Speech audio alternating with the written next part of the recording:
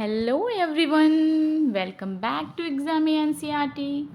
Examinee NCERT में आप सबका स्वागत है। तो हम अपना चैप्टर आगे बढ़ाएंगे। इस चैप्टर का क्या नेम है? इस चैप्टर का नाम है विविधता एवं भेदभाव। इसमें हम विविधता और भेदभाव पढ़ रहे थे, है ना।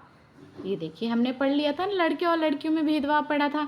इसमें कुछ हमें ये कैटेगरीज दी हुई थी, इसे हमें लगाना था। लड़के में कौन सी कैटेगरी आएगी और लड़की में क्या आएगा, जैसे क्या इसमें दिया हुआ है ना, इसी तरीके से हम इसको आगे बढ़ेंगे। और हमने ये हैंडीकैप वाले जो बच्चे थे ना, स्पेशल बच्चों के बारे में पढ़ा था कि स्पेशल बच्चे जो होते हैं ना, उनकी क्या सोच होती है, क्या थिंकिंग होती है। ये सोचते हैं कि अगर हमारा ये प्रॉब्लम है तो क्या मतलब लोग हमारा मजाक उड़ाते होंगे। ये कह रही है कि अगर मेरी टांगें डगमगाती हैं तो लोग सोचते हैं कि मेरा दिमाग भी डगमगाता होगा। इस तरह से बच्चों के दिमाग में बहुत सारी चीज़ें आती हैं। ओके, ठीक है, चलिए। तो हमें मतलब किसी ओवरऑल हमें कभी भी किसी को चिढ़ाना नहीं चाहिए, है ना, उसकी डिसेबिलिटी को लेकर। ठीक है, जैसे अभी इसमें दिया हुआ है, अगर हम इस कथन को लें तो वे रोते नहीं हैं, तो आप देखेंगे यह गुण आमतौर पर लड़कों या पुरुषों के साथ जोड़ा जाता है। हम लोग कहते हैं ना कि अरे ये लोग रोते नहीं हैं, तो हम मोस्टली लड़कियों के लिए नहीं कहते हैं, हम कहते हैं कि लड़के या पुरुष रोते नहीं हैं। बचपन में जब लड़कों को गिर जाने पर चोट लगती है तो माता पिता परिवार के अन्य सदस्य अक्सर यह कहकर चुप कराते हैं कि रो मत, तुम तो लड़के हो। लड़के बहादुर होते हैं, रोते नहीं हैं। जैसे जैसे बच्चे बड़े होते जाते हैं, वे यह विश्वास करने लगते हैं कि लड़के रोते नहीं हैं। अब देखिए, ये जो बोला है ना कि बच्चे रोते नहीं हैं, लड़के रोते नहीं हैं, ये सोचते आए ना, तो ये क्या होता है, हम बचपन से सुनते आ रहे हैं, तो ये हमारे अंदर एक धारणा बन जाती है और हम इस चीज़ को बिल्कुल सही समझ लेते हैं। और हम फिर लड़के जो होते हैं रोते नहीं हैं, वो सोचते हैं चाहे उन्हें कितनी भी तकलीफ़ हो, लेकिन वो नहीं रोते हैं, है ना। वे विश्वास करने लगते हैं कि लड़के रोते नहीं हैं।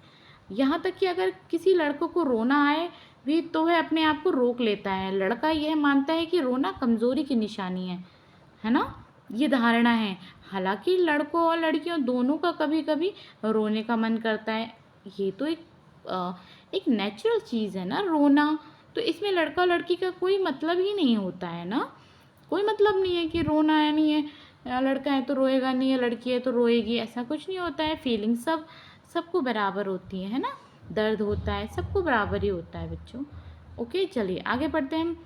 खासकर आगे हम पढ़े थे। हालांकि लड़कों और लड़कियां दोनों को कभी कभी रोने का मन करता है, खासकर जब उन्हें गुस्सा आए, दर्द हो, है ना, दर्द हो। अ, लेकिन बड़े होने तक लड़के सीख जाते हैं,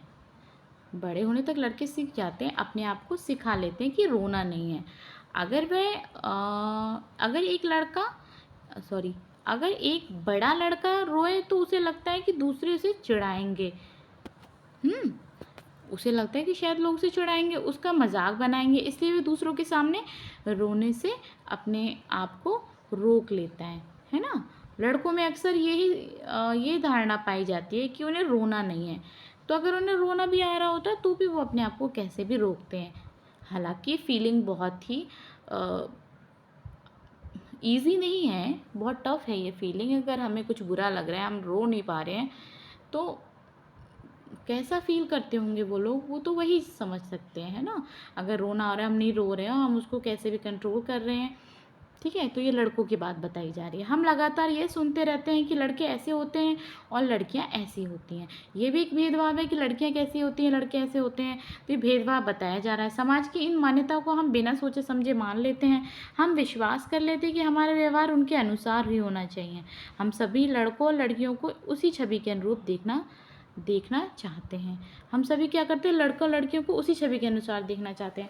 हम लोग मोस्टली अब सोचते हैं कि अब लड़की है तो वो लड़की जो उसका पूर्वाग्रह चला आया है कि लड़की काम करेगी, लड़की रो सकती है, लड़की रोती है, या फिर लड़की चित्रकारी कर लेती है, लड़की नृत्य करेगी।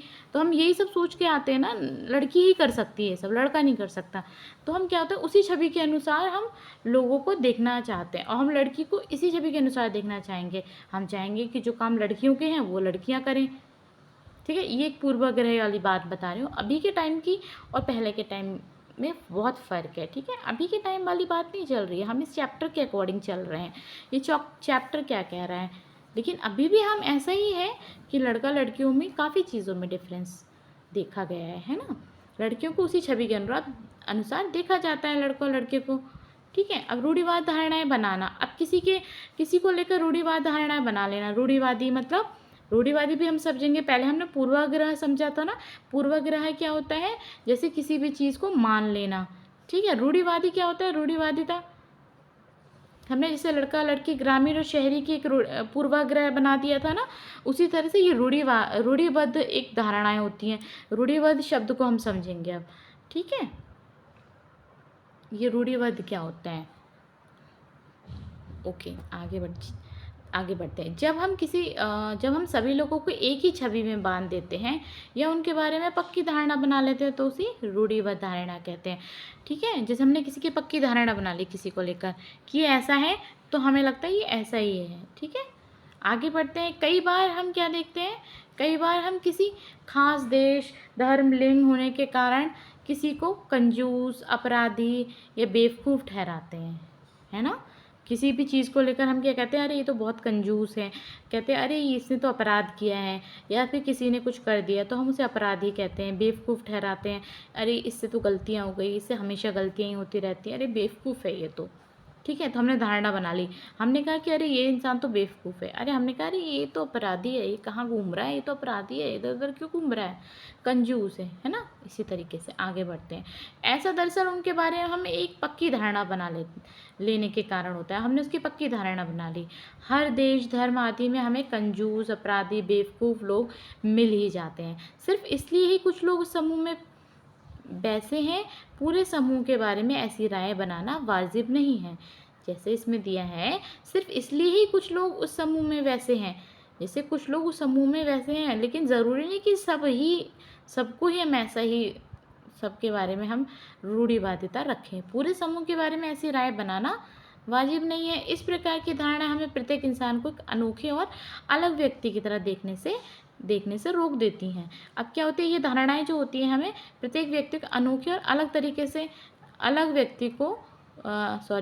व्यक्ति की तरह देखने से रोक देती हैं, ठीक है। हम नहीं देख पाते हैं कि उस व्यक्ति के अपने कुछ खास गुण और क्षमताएं हैं जो दूसरों से अलग हैं। अब जैसे हमने किसी को बेवकूफ़ बोल दिया, अरे इससे गलती हो गई, या फिर एक दो बार गलती हो जाती है तो हम बोलते हैं अरे ये तो बेवकूफ़ है, ठीक है। तो हमने बोल दिया बेवकूफ़ है, लेकिन ज़रूरी तो नहीं है ना वो हर चीज़ में बेवकूफ़ हो। आपने जो देखा है, एक दो चीज़ें ऊपर की देख ली तो आपने बेवकूफ़ बोल दिया उसको, लेकिन उसके अंदर जो गुण हैं वो तो आपको नहीं पता ना।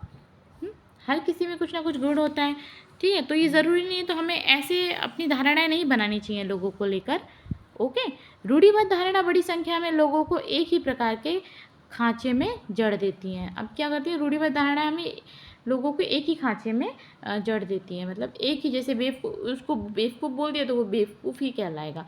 हर टाइम उसे बेवकूफ़ ही बोलेंगे, अरे बेवकूफ़ आ गया, ठीक है। जैसे कंजूस है, अगर एक दो बार किसी ने कंजूसी कर ली तो हमने कहा अरे ये तो कंजूस ही है, हमने उसकी धारणा बना ली, पक्की धारणा, ठीक है। रूढ़िवादिता बन गई, ठीक है। जैसे माना जाता है कि हवाई जहाज़ उड़ाने का काम लड़कियां नहीं कर सकती, ठीक है। अब देखिए इन्होंने एक इतना अच्छा एग्जाम्पल दिया है, ये एग्जाम्पल दिया कि लड़कियां हवाई जहाज़ नहीं उड़ा सकती। इन धारणाओं का असर हम सब पर पड़ता है। कई बार ये धारणाएं हमें ऐसे काम करने से रोकती हैं जिनको करने की काबिलियत शायद हम में हो, ठीक है। अब इन्होंने बोल दिया कि लड़कियां हवाई जहाज़ नहीं उड़ाती हैं, लेकिन ज़रूरी नहीं है कुछ लड़कियों में ये एबिलिटी हो, वो उड़ाना जानती हो, ये चाहती हो, उनके अंदर इच्छा हो और वो उड़ा भी सकती हैं, लेकिन उन्होंने धारणा बना दी, ठीक है। ठीक, आगे हम क्या पढ़ा था हमने, असमानता एवं भेदभाव। अब हम असमानता और भेदभाव को देखेंगे। ये देखिए बच्चियाँ दी हुई हैं इसमें कुछ, ठीक है। अब हम ये वाला टॉपिक नेक्स्ट वीडियो में करेंगे। ये देखिए हमारा इतना बड़ा टॉपिक है ये, ओके। चलिए ये हम जल्दी जल्दी अपने छोटे छोटे टॉपिक्स में कवर करेंगे, ठीक है। अगर आपको पूरा फुल चैप्टर का चाहिए, आपको फुल चैप्टर एक ही वीडियो में चाहिए या फिर 2 पार्ट्स में चाहिए, ये तो मैंने कई पार्ट्स में डिवाइड करके बनाया है टॉपिक वाइज। अगर आपको फुल चैप्टर एक ही वीडियो में चाहिए तो आप मुझे कमेंट में बताना है, ठीक है। ओके, तब तक आप इसको देखते रहिए और रिवाइज़ करते रहिए। कुछ भी अगर आपको नोट करने का है तो आप नोट करिए, ओके, तो आप लोग अपना ध्यान रखिए और पढ़ते रहिए और क्लास में आते रहिए। Okay, thank you.